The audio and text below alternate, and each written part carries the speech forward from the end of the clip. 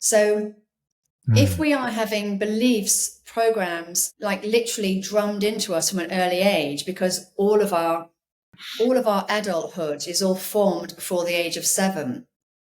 So what we're experiencing before the age of 7, you think of how stressed out parents are, how people are so busy, they barely have time to talk to their kids. How technology has just taken over. Kids are watching so much more TV, they're on their iPads. It's shaping their mind.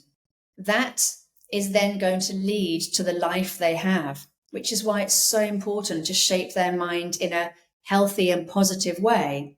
Doesn't mean you have to be perfect parents. I'm far from perfect, but it means that you have to talk to them, help them to understand why you're doing things.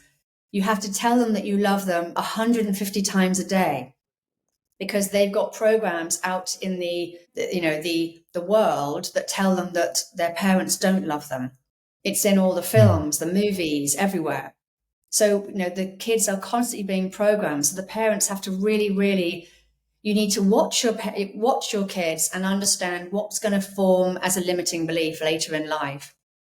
And to do that, you also need to look at yourself and start to understand what limiting beliefs do you have that have formed this life that you are having. So the epigenetics is where all of this comes from.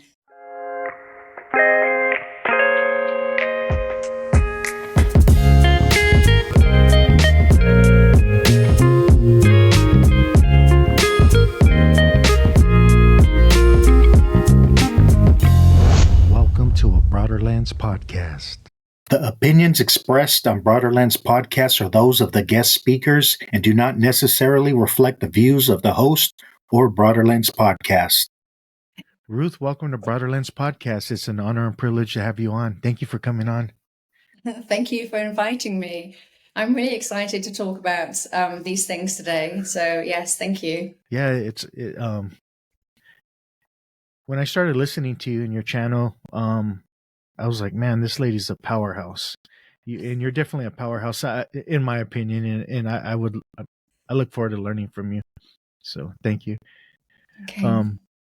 Maybe you can tell us a little bit about your upbringing and who you are and what you do, if you don't mind. Yes. So okay. So I was born in England. I'm British, and I went to boarding school and then left and went to comprehensive school. So it allowed me to see both sides of life, the posh and privileged side, and then the less so.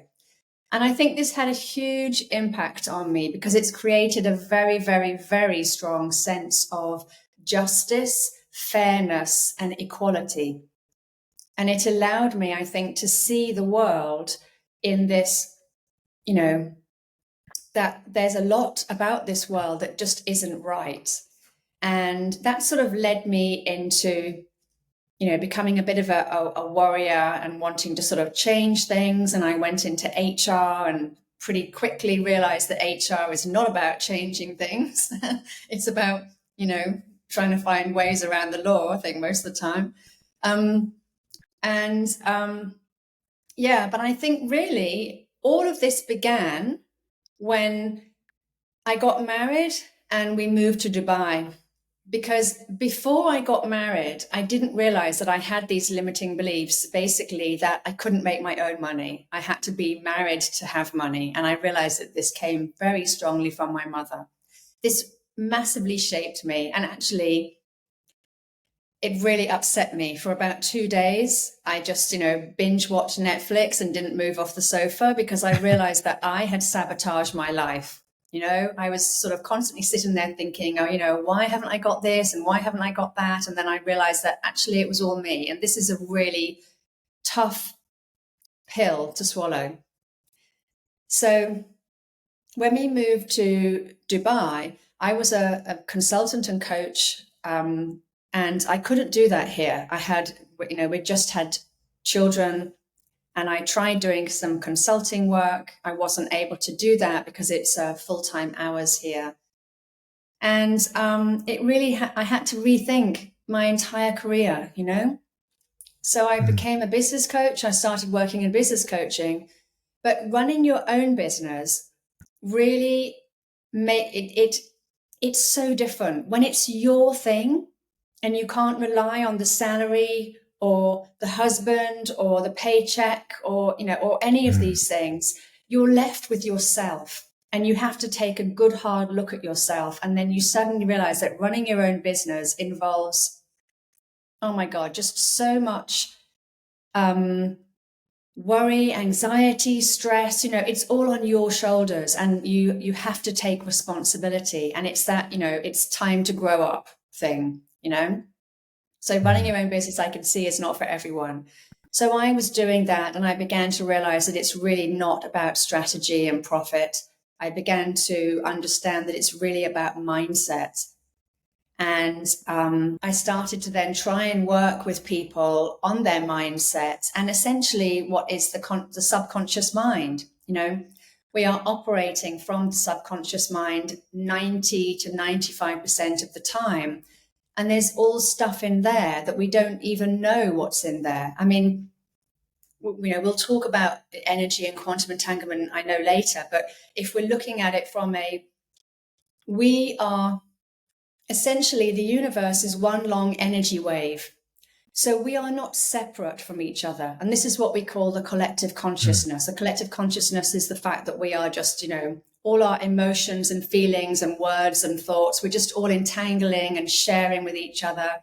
And of course, this is how telepathy works, which, there's a lot of science to show that we are still a telepathic species. And, it's just understanding that that we are creating all of this, and the subconscious mind is part of that. So you may have read this, on Instagram posts and stuff, the subconscious mind is the energy field. Well, we are the energy field as well. Everything is the energy field, but it's not that we are a little thing inside the energy field. It's that we are the energy field, which is why people say that we are God. We are a fractal of God. Everything is a fractal, but actually everything is everything else, so it's, I don't know if I'm explaining it properly. So I really began to understand. And as I learned more and more and more about the subconscious mind, I began to see a lot more of reality, things that I had been interested in my entire life, but I hadn't even gone there because they are put in the camp of the weird, the wacky, the supernatural, the occult, all this weird, strange stuff that we're supposed to not talk about and not go there with things.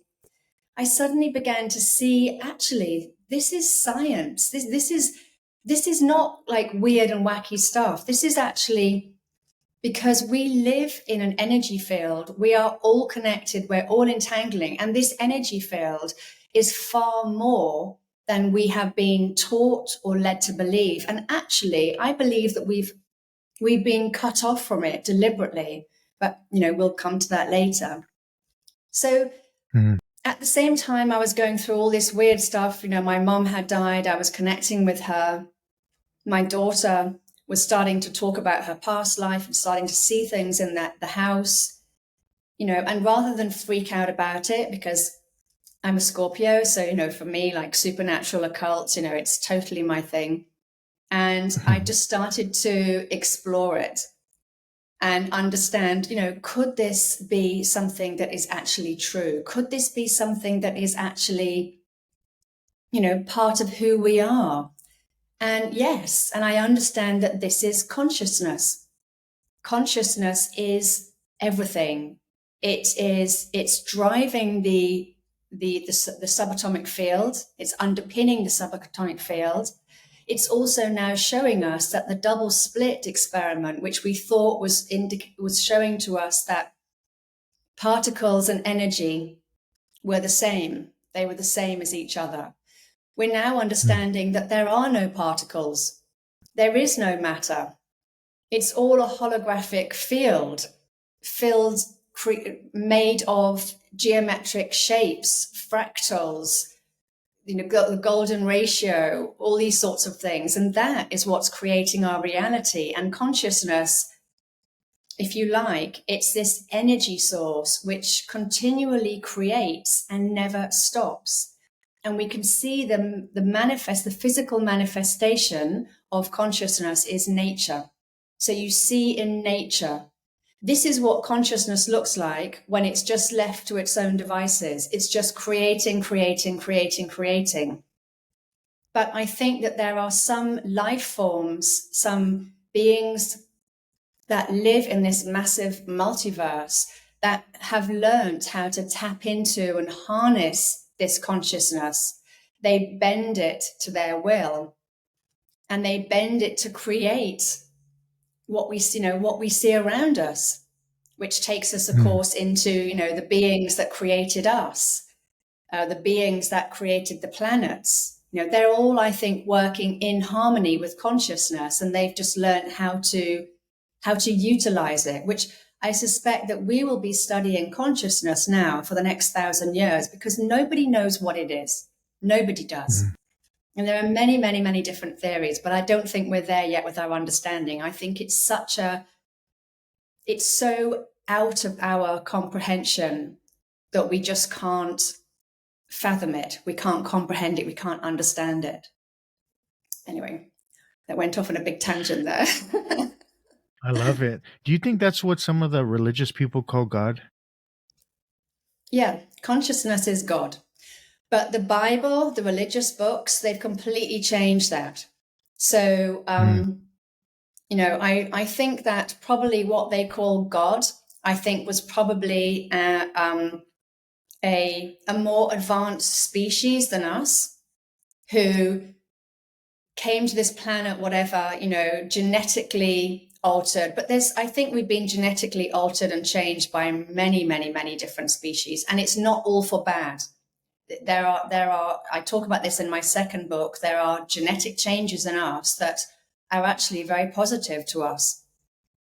And, the Bible talks about the watchers, and the Hopi talk about the lookers. We have been surrounded by these, what I think are interdimensional beings for a very, very, very long time. And I think they sort of create young worlds, cedar worlds. And then, because they've learned how to manipulate consciousness in a way, or how to manipulate, the holographic field to create what we see around us.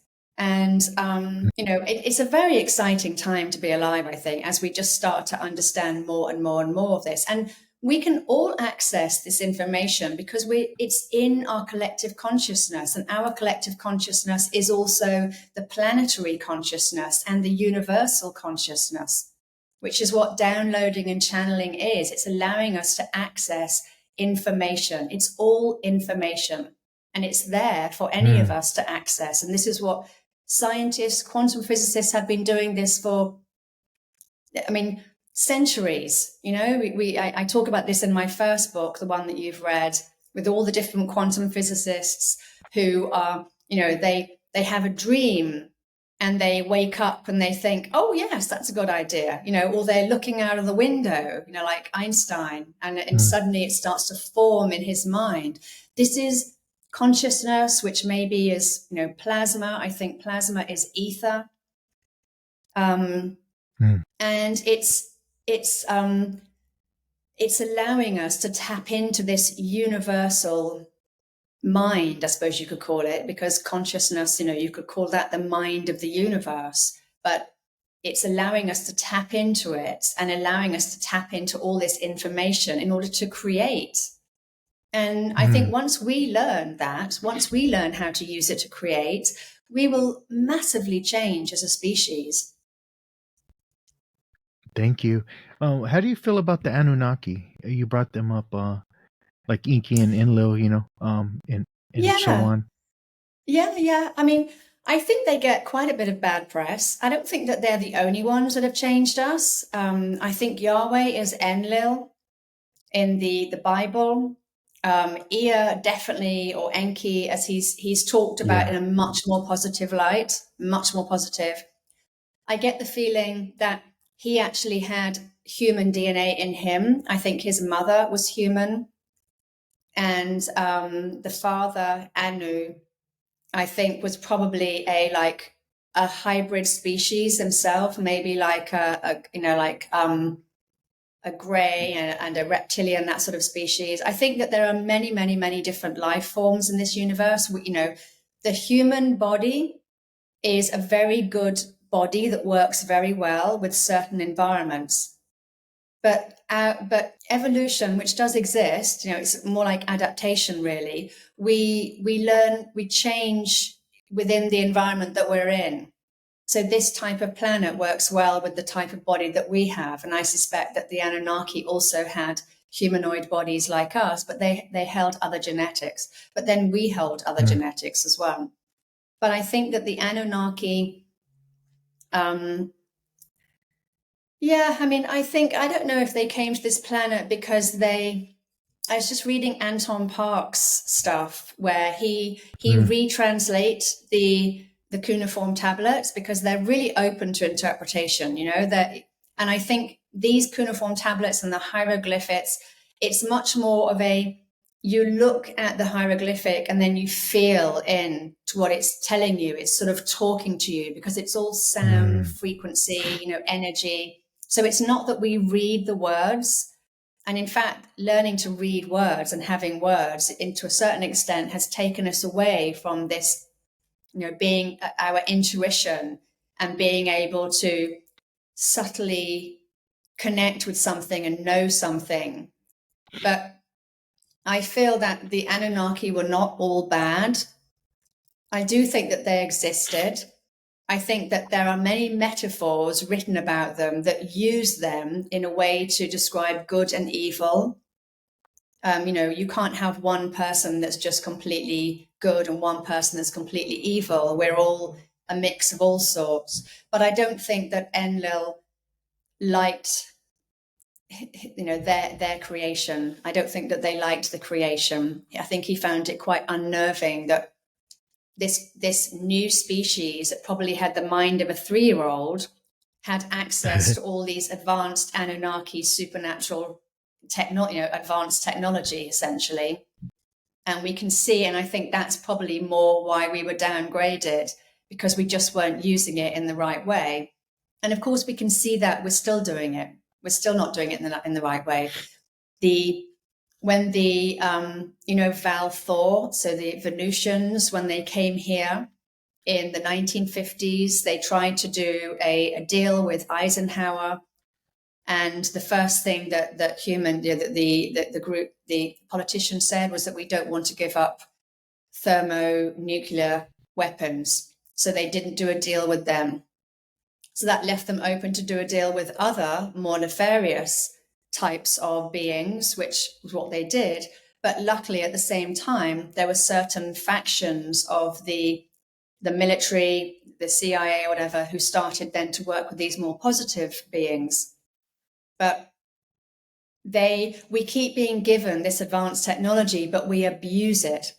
So I think what they decided is, because we're surrounded by so many different interdimensional, and there's extraterrestrial and interdimensional, and it's just different ways of using advanced technology. The extraterrestrials, they literally, they come here in spacecraft.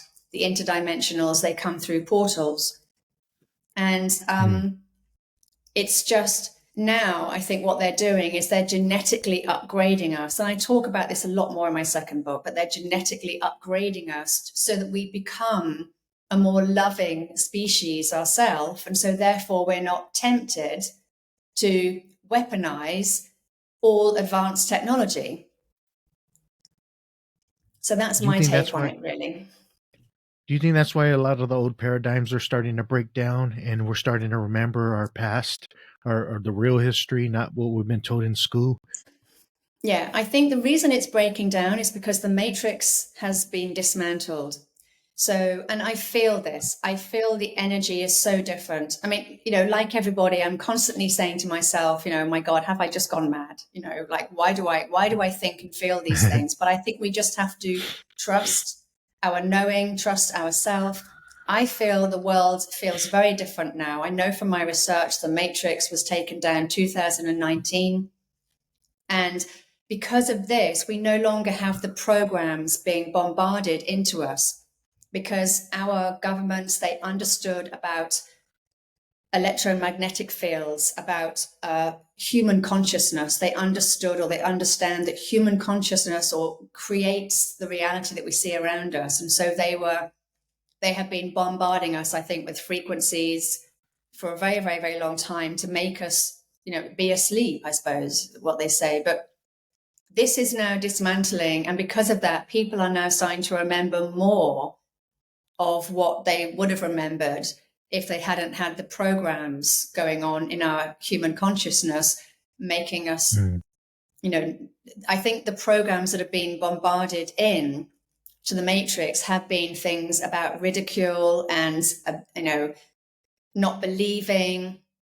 Like, we've been really programmed to not believe in ourselves, to think that we're not worth anything, to believe that we're evil, all these sorts of things. And it's just not true. So we're having to work through a lot of those beliefs to start removing them, so we can get back to the true human form, which is the same as every other species in the universe, but we're just at a different level of, of our understanding. Yeah, thank you. Who, in your opinion, with all your research you've done and looking into things, who do you think sees this small group of individuals that are kind of controlling the whole matrix or the whole system? Well, I mean, I can see that it's, the secret societies. So the secret societies, and again, I talk about this a lot in my second book. And the secret societies, Benjamin Fulford, he's spoken with a lot of them. He says he's spoken with more than 22, and they seem to have existed for tens of thousands of years. I think the Gnostic Illuminati, they trace back their beginning to 26,000 years ago. And the Western societies may even go back as far as 75,000 years ago. But when we remember that the indigenous tribes, the Hopi, can trace their ancestry back 80,000 years ago. The Aboriginals trace them back maybe even up to 85,000 years ago. We've got the people of the Basque, who are high dominance of Rh negative blood type. Their line, goes back 75,000 years ago. So there have been there's a lot of people, a lot of ancestral lines on this planet who their epigenetic memories go back thousands and thousands of years. But what if there is a group who remembers, and they decide that they want to take control of the rest of the world, use us for whatever it is they want to use us for, and they maintain the power simply because they have the memory of who they are and where they came from. Now, this could be, like an Enlil faction or whatever like this, but I don't know. I don't think it's quite so simple as that, because we've also got the archons, and the archons, I think, are an AI program. I think that they possibly maybe even created the ego, but they can definitely hijack the ego, which means that they can tap into the ego of man, and they can hijack them and get them to do whatever they want. And the archons are talked about in just everywhere. And these are invisible beings. Now, these could be, of course, interdimensional beings, but I also suspect they're AI programs, because one of the things I discovered in my research is that there's probably a huge amount of beings in this universe who actually are AI. And I suspect that they can, if you want, like hijack, like new planets, they can hijack the civilizations. They can tap in somehow and find their way in through the ego. So that's why the more ego dominated we are, the more we're doing bad stuff. We're doing stuff through greed and power, which makes us go against our moral compass, which is the heart. So I think that these secret societies, they are the ones who have created this. And there are two main secret societies who really don't want us to evolve and ascend. And I think that's because they just love the the physical pleasures far, far, far too much, Mm. and they don't want to give all of this up. And that includes, like stuff which really is bringing their vibration down, as we can see with the child trafficking, the Satan, blood ritual, all this sort of thing. And they like all of that. And I think that they don't want to ascend for whatever reason it may be. And when I talk about ascend, I mean evolve, because evolution is spiritual. It's spiritual. It's driven by consciousness, not by physical matter. So I think these secret societies, they've created a lot of power, and they've, it's the Rockefellers, the Rothschild. I mean, you read my blog, you look at 1900, tracking what the Rockefellers have done all the way up to the modern day. And you can see that they've just completely hijacked. But I think it goes back far further than that.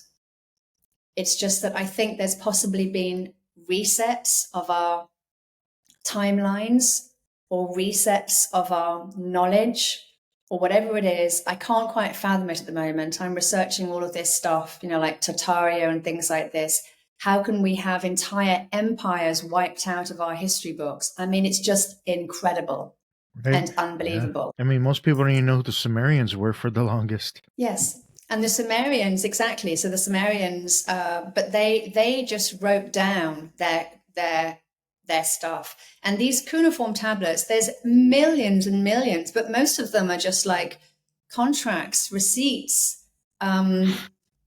IOUs, marriage contracts, divorce contracts. It's stuff like this. They were just very, very meticulous in writing everything down. And because of that, we can see that they just had the same culture that we have.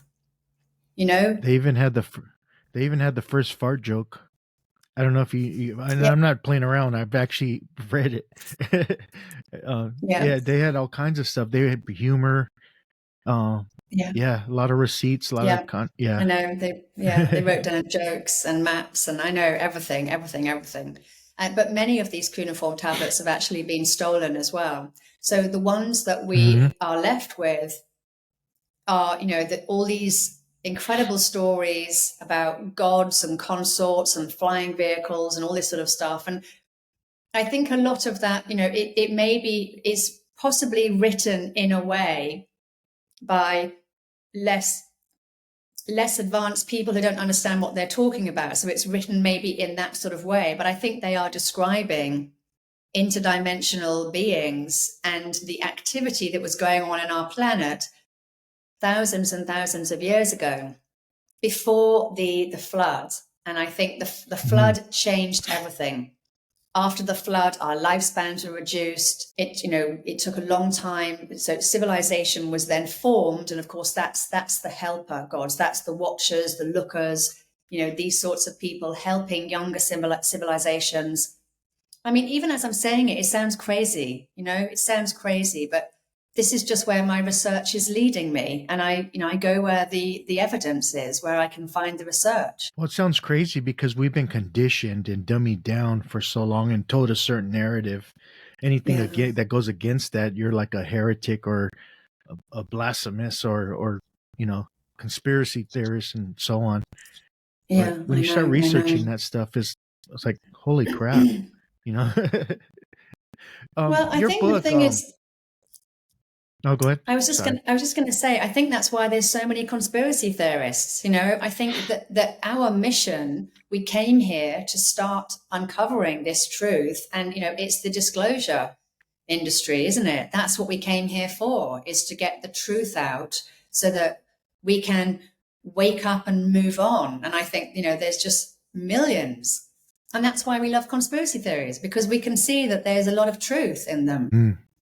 I mean, even the old Jesus story, ye are gods. Oh, that's a blasphemous. You're a conspiracy theorist. I think, he might have been a conspiracy theorist in his day. Yeah, I think he came here, and I'm sure that he was the incarnation of a higher dimensional being himself, or interdimensional being. And I think he came here again to help us wake up. 2,000 years later, we're still trying to wake up. And I think he was just, he's a normal man that obviously incarnated into a physical body, because that's the way you come into this 3D reality. Or at least that's how he came in, because he needed to be a man who was talking about, trying to get people to wake up. He was saying to people, my God is not your God, like, because he could see that the gods, Enlil, secret societies, whoever these gods are, they are not the gods. God is consciousness. And, however you describe that, whatever you see it as, underpinning everything, it's just an energy force, which I see it really as it's just creating. And we can tap into that in order to create. I think, that's what this physical body is all about. It's tapping into these things to create things from a physical point of view, so we can have experiences, so we can touch things, so we can taste things. It's just about these sort of experiences and learn things as well.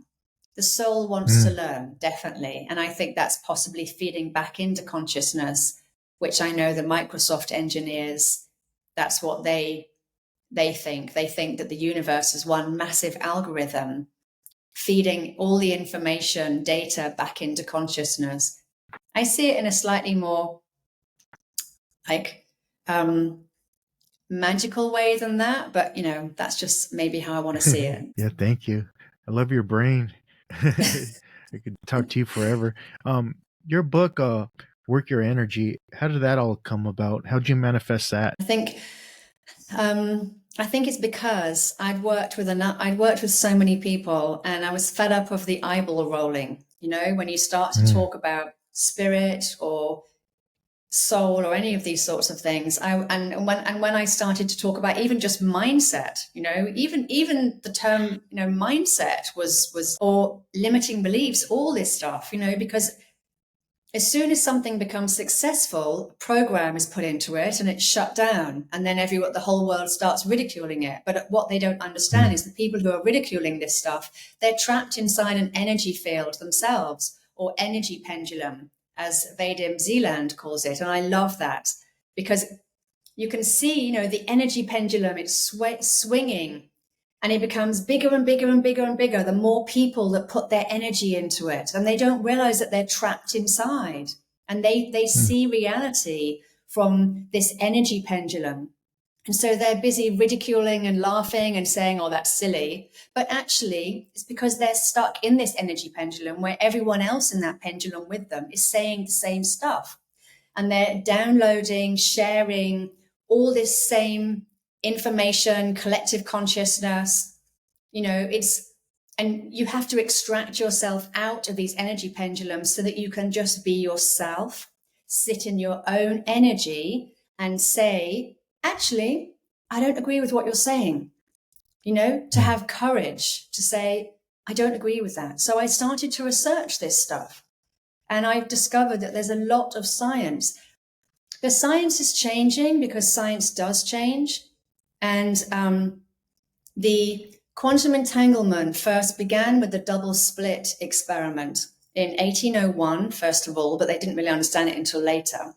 But they believed that what it was showing was that particle, so matter and energy, like that we collapse the mind, so the observer collapses the energy into a particle. And this is fine, because it shows that we are manifesting our reality into a physical experience. But actually, now research has moved on a bit, and what we're beginning to see is possibly that, well, first of all, there is no matter, there are no particles, and everything is energy. So we're not looking at particles of matter, we're looking at holographic energy fields, holographic, a hologram made of fractals, which are just, just creating. And so what it's now thought is that these are quantum energy waves, and we are able to essentially, I think the best way, the easiest way I can explain it, and I don't have scientific proof of this, but the way I explain it to my students is that manifestation is essentially we're replacing the holographic field with our own visualizations. And then that becomes reality. So it's not that we're collapsing energy into particles, into matter, and then creating that physical experience. It's that with our visualizations, we are able to visualize a reality that we want to see, and then that becomes our reality. So that's how I see it now. Yeah, thank you. In your book, you talk a lot about belief and how powerful our beliefs are. Yeah. I would love for you to touch on that. Our beliefs create our reality, pretty much kind of what you were explaining. How powerful is limiting beliefs? Oh my God. Well, limiting beliefs lead to self-sabotage. Limiting beliefs, if someone has not had the life that they wanted to have, it's because they are tripping themselves up. They are sabotaging themselves, and it's through limiting beliefs. So everything is about beliefs. And I think, everything, and I think this is what the secret societies understood. Human consciousness is what shapes reality. It's what creates reality. And human consciousness, so our beliefs, if we believe something, then we are going to shape reality through that belief. And I think that's why all these different limiting beliefs have been literally programmed into us through our education, our parents, who also were indoctrinated through our films, TV, books, everything. And I know that we can say, well, it's how we perceive it, it's how we look at it, and that's absolutely true. But when you start working with when I work with clients and we use kinesiology to test what their subconscious mind believes, and the subconscious mind believes certain things to be true or not true. So it's not just the beliefs that we see out there. So when we're reading a newspaper article and it might say something, and you'll get some people that say, well, that's bad, they shouldn't say that. And other people will say, well, that's really good, I love that. It's because of their beliefs that they read that in a different way. So if we are having beliefs, programs, like literally drummed into us from an early age, because all of our adulthood is all formed before the age of 7. So what we're experiencing before the age of 7, you think of how stressed out parents are, how people are so busy, they barely have time to talk to their kids. How technology has just taken over. Kids are watching so much more TV, they're on their iPads. It's shaping their mind. That is then going to lead to the life they have, which is why it's so important to shape their mind in a healthy and positive way. Doesn't mean you have to be perfect parents. I'm far from perfect, but it means that you have to talk to them, help them to understand why you're doing things. You have to tell them that you love them 150 times a day, because they've got programs out in the world that tell them that their parents don't love them. It's in all the films, the movies, everywhere. So, the kids are constantly being programmed. So the parents have to really, really, you need to watch your kids and understand what's going to form as a limiting belief later in life. And to do that, you also need to look at yourself and start to understand what limiting beliefs do you have that have formed this life that you are having.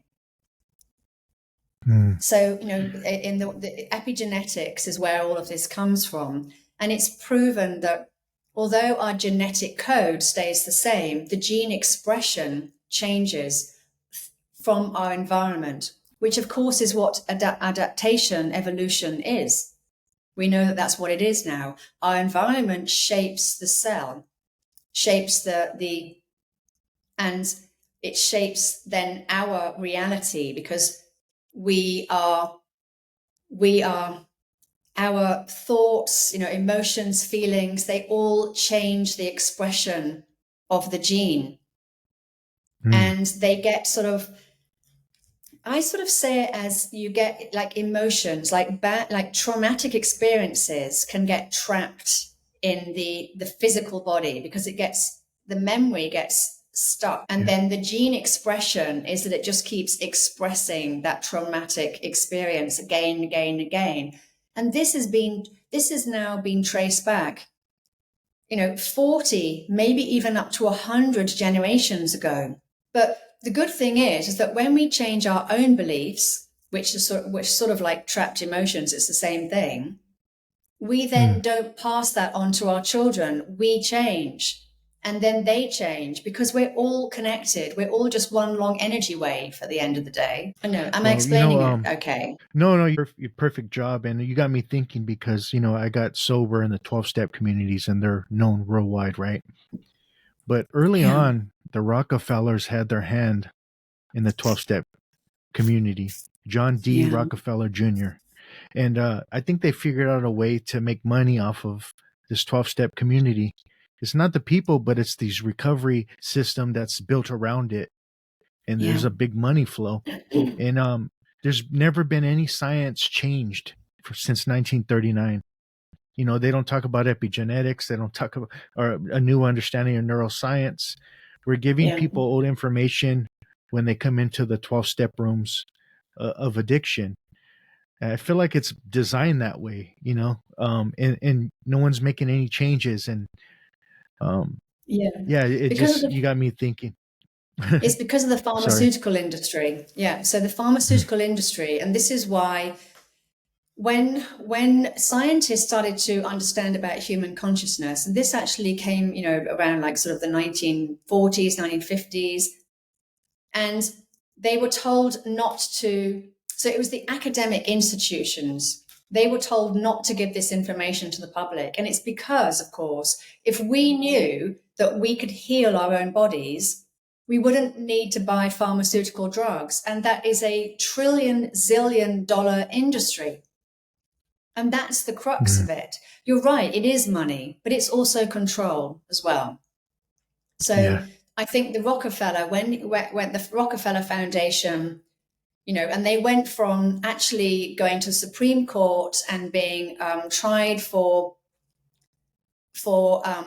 racketing and corruption through philanthropy. I can never say that word.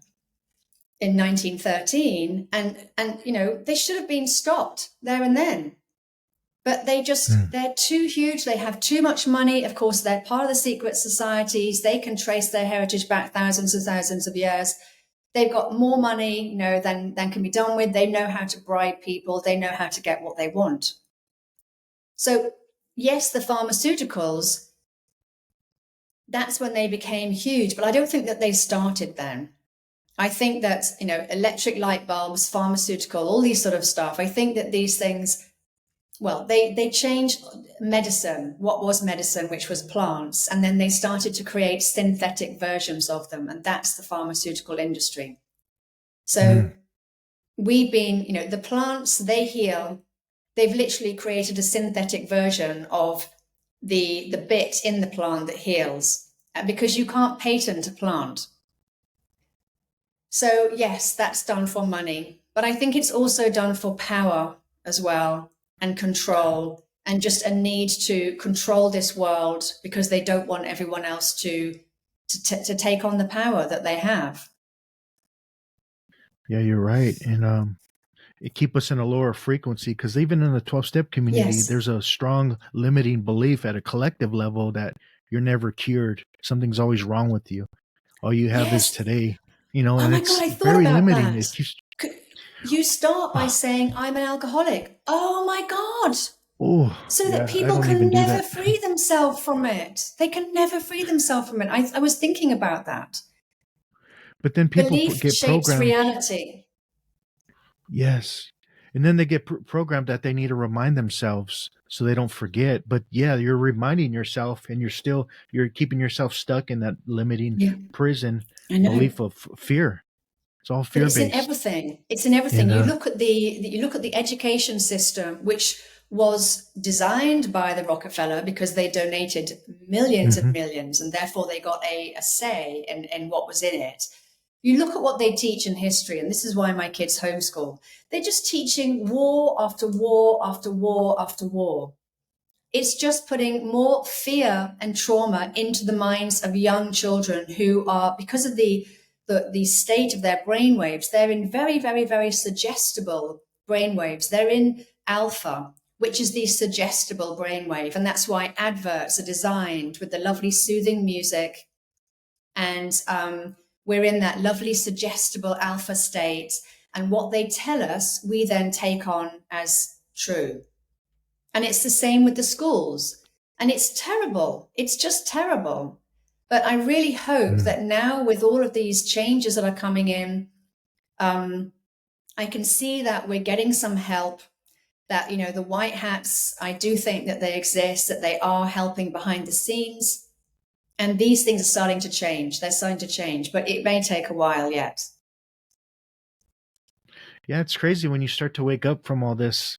It's like, whoa, everywhere is like fear and chaos and just a lower frequency, hate, anger.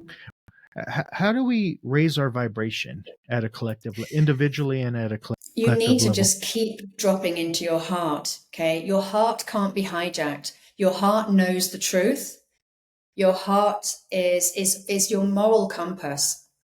And the mind can be hijacked, as we were saying before, through the ego, through the, you know, the ego is a software in the mind. So we have to constantly just keep going back to love.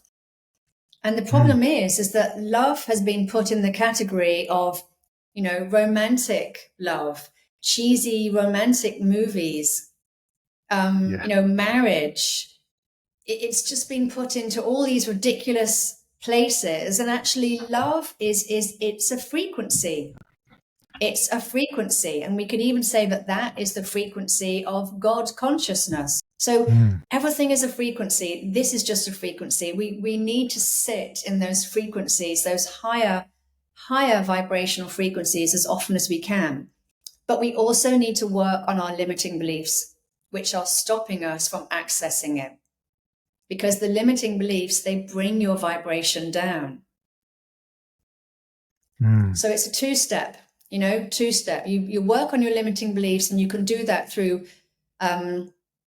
belief work, meditations. I mean, I actually found channeling to be, you know, downloading, channeling, which you're doing through meditation. This is a really good way, because there's so much information out in the field now.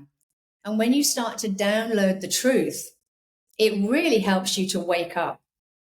I think that discernment, truth, courage, these are all very high vibrations. And the more we can sit in these, the more we can stay. Because as the field of neuroplasticity tells us, it's simply just a habit. That's all it is. We're stuck in the fear because it's habitual. We're stuck in the lower vibrations because it's habitual. We can actually change our neural pathways, as neuroplasticity tells us. And once they're changed forever, because it physically takes the old pathway and creates the new pathway with it. So, but I think with psychology, like with psychology and psychiatry today, I think what they're doing is really good, because they're allowing people to talk and release limiting beliefs and release their issues. What they haven't quite figured out is that talking just creates more of it. And what they need to do is heal it. And there are many different techniques you can use: kinesiology, NLP, so many different new modalities which allow us to actually release the belief, so that we're not just talking, we're actually releasing it. Then that creates, like, if you like, you know, a hole. And then we can connect more with consciousness and download more, because consciousness is sort of higher vibrational by default, really. But yeah, so those two things, just doing those two things. So it's doing the inner work, as they say, but it's essentially self-development. That's all it is. It's self-development. The more you work on yourself, the higher your vibration is going to go. Yeah, thank you. Did you know the Old English root meaning for a belief had something to do with love, which I found interesting? Yeah, Karen that's very Armstrong interesting. mentioned that before. Yeah, and I looked, and it's about caring, desire, and love. I'm like, wow, it's been changed a lot since then. But Yeah. yeah, Well, it goes yeah. back to love, which is that higher frequency Believe, you were talking about. yeah. And of course, beliefs can be good. I mean, we talk about limiting beliefs, but beliefs can be good. They are creating the reality that we see. And, Mm. you change the way that you perceive the world by changing your beliefs around that. And again, the double slit experiment with the observer effect, it showed this as well. It showed that it wasn't just the observation that changed the light, it was the expectation of it. And this really changed things for people studying, because it allowed them to understand that it's beliefs that create reality, because Mm. expectation, it's all the same thing. Going back to what Bruce Limpton, you're talking about epigenetics, and Mm. Bruce Limpton talks about how the Jesuit priest will say, "Give me your child for the first several years, and I'll tell you the person they'll become."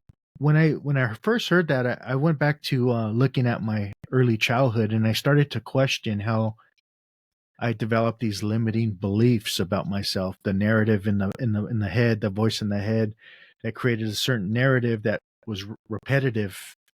And when I became more aware of that, that changed me. It no longer had the power to control me as much. Yeah. The more aware I become. So I guess my next question is, what is um, energy work? What do you do to raise our vibration? Well, What it kind is of that. practices? It is the working through the beliefs. And I actually give a lot of exercises in my book. And it's because when I was speaking with my clients and I was asking them, what would you want to have in this book? And they said, well, I would want to be able to do this at home on my own. I don't want this book to lead me to having to work with someone and pay out loads of money. And I think that's a fair point. And I think, well, actually, I'm just going to write a book which is going to allow people to do this at home. And so meditation, journaling. Journaling is one of the best ways to do it, because when you write, your hand is attached to your subconscious mind. So when you write, all your subconscious stuff comes out and it bypasses the conscious mind. So it manages to get to all the stuff that you can't use. Kinesiology, which is sway test, muscle test. So that's a Mm. muscle test. And you've got this. I use the sway test with my clients because it's much, much, much easier. This is really, really, really good. So, I mean, I can sort of show you how that works, or I can send you a link. I have something on my YouTube, but there's tons of kinesiology stuff. There's tons of videos on YouTube where you can learn how to do the sway test. And when you do the sway test, you're sort of like, you're going like, yes, yes, yes, yes, yes, forward, and no, no, no, no, no, back. And then you say the belief out loud, and your body either goes forward for a yes or no for a back. And you can find out what beliefs you have. And it's amazing. The beliefs that we have as individuals, they're so complex and complicated. I also highly recommend ancestral healing. And there's a lady called Sue Chimino in America. She's doing all of this free ancestral healing. And I highly recommend you to sign up, because what she's understood is that when we incarnate into this physical reality, which isn't physical, but when we incarnate into this, 3D reality, we're actually taking on the belief structures of the people who've lived here, of, the ancestors, the human consciousness. And there's a lot of beliefs that we're taking on, where we're actually incarnating with them, taking them on, that we agreed to them indirectly because we incarnated here, but we never actually agreed to them. So a lot of those are tripping us up, and they're actually very hard to find because they're underneath all the other main beliefs. So I'll send you the link for that, and you can put it in the notes as well, because maybe your audience would like to do it, because it's really great. She does them every month. It's really, really, really good. I'm trying to think of like free stuff that people can do. I think the kinesiology, the sway test, the muscle test are really, really good ones as well to help you find the belief. And then you can, I mean, NLP is a very good one. And there's actually lots of free NLP courses around, lots and lots. So that's a really good one because it helps you to change the way you're looking at something. And in a sense, because you do it so often, it sort of changes a belief just through the amount of time that you're doing it. I mean, changing our beliefs, it can take like a month, 3 months to do. But using these energy modalities, you can find the belief and then you can find the belief through journaling and then you can release it. So you can release it through, I use theta healing to release it, to be honest. But I think because all these energy modalities, they're all just different things, different things that are saying the same thing, you know? So I think that you could release it yourself and then you can test afterwards, do the sway test again and check if it's gone or not. And most of the time they're gone. So anyway, I don't know if that helps, but Yeah, it does. I love it. I'm going to look lots into of it. ways. Yeah, there's lots and lots of ways.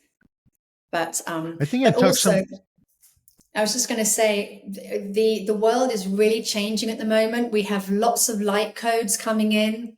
You know, the solar flares, we're still going through the photon belt, which is bringing much higher energies to us.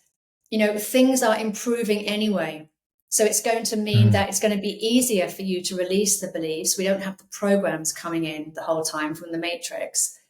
And we've got a much nicer, higher vibrational energy. So really, it's going to be much easier to do all of this self-development work, I think. And this is very important. I want people to have hope because really the future is so bright.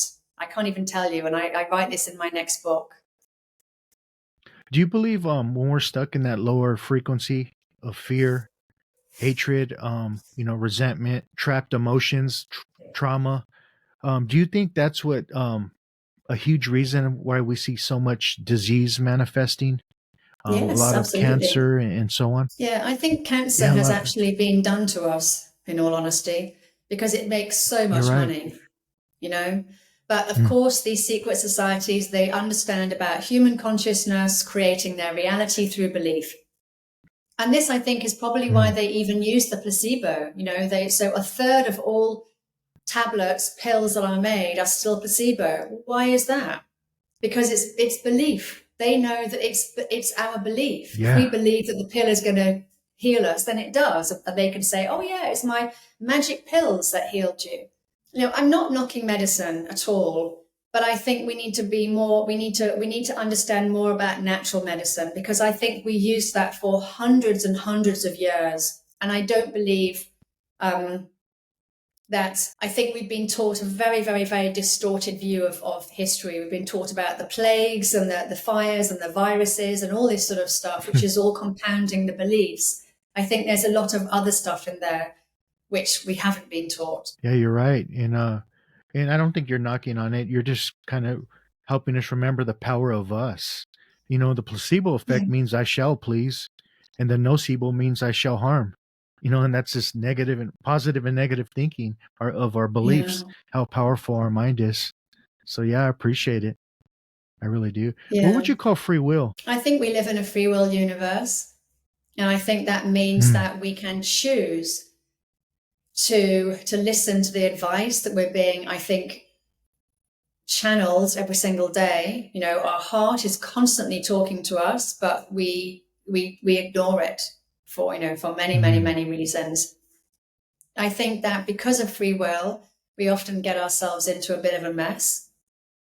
And it also means that, you know, people like these negative members of the secret societies can get away with, you know, what they're getting away with. You know, I think ultimately free will is a good thing to have. I would never want to live in a universe where I'm being told what to do. For me, freedom is the most important thing. And it's why I started my own business 18 years ago. I cannot work for other people. You know, I'm just unemployable now, as I'm sure, you know, many people are. And I think free will is really important to it allows us to have the life that we want to have. But We need to trust our inner voice, our inner guidance, because I think that although we're given free will, we're also given a lot of help. And it's probably what people call spirit guides, but I don't really think of it like that. I think that we're just surrounded by help, and it could be from the heart, it could be from other beings living in other universes, like consciousness itself, whatever it may be. I think there are definitely multiple universes. And I think, when we start listening to this guidance and support and advice, then free will becomes a much more pleasurable thing. Thank you. It almost feels like this is a game, huh? The more you think about it, someone's playing with us. Possibly. Yeah. I mean, if we're here to learn lessons. So I don't believe that we choose our parents in order to have bad experiences. I think, again, this is part of the matrix, part of the programming. I do think that the matrix itself, it's been pushing people back into the matrix, so I don't believe in karma, because of course belief creates your reality. So just don't believe in what you don't want to believe in, So I know many spiritual people say karma exists. I actually see it as it's a vibrational thing. I sort of think that we came in, so it's all being closed anyway. But I see it that, from my last life, whatever vibration I was when I left that last life, that's the vibration I came in at this life. And so each incarnation is about raising our vibration to get to that level, so that when we die, we can incarnate into the next level up, And I say up, but it's not even up. It's not up and down, it's just whatever. And that's how I see it. I see it like this sort of conveyor belt. We're all on this conveyor belt, and it's just going. And I think that it's the crux of all of this, and how I see it in my mind, is it's all the DNA helix. Everything. Everything is the helix. The spiraling, everything, the fractals, everything. And I know that so many scientists have said that our DNA could not have formed naturally, which shows that something created it, which means there's something out there that can create the DNA helix, whether it's consciousness or creator beings or whatever it is, But I think that this, for me, our DNA is the key to everything. How can we find you? What are your links? And maybe if you want to touch a little bit more on your book coming out, feel free. Yeah, okay. So, my website is ruthelisabethhancock.com. And, my book, as you know, this is the one now that's on Amazon, Work Your Energy podcast.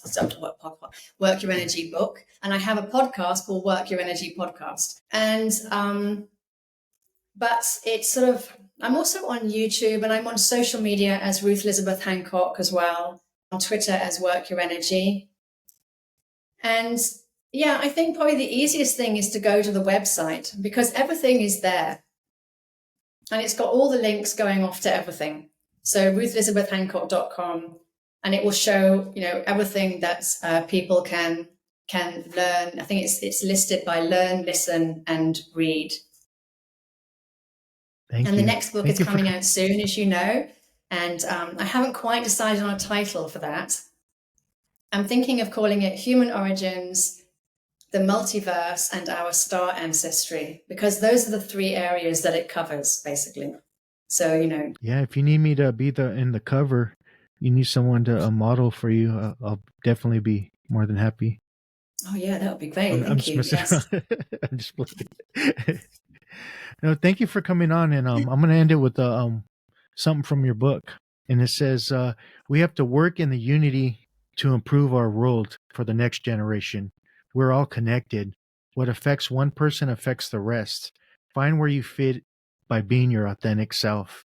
Thank you for being authentic. I really appreciate you. Thank you. And thank you for inviting me on. And I've really enjoyed it, talking. I've been writing for such a long time. It's so nice to talk. Thank you for giving me that opportunity. Thank you. Yeah, definitely love to have you on again. So thank you. Yeah, absolutely. Talk about the next book next time.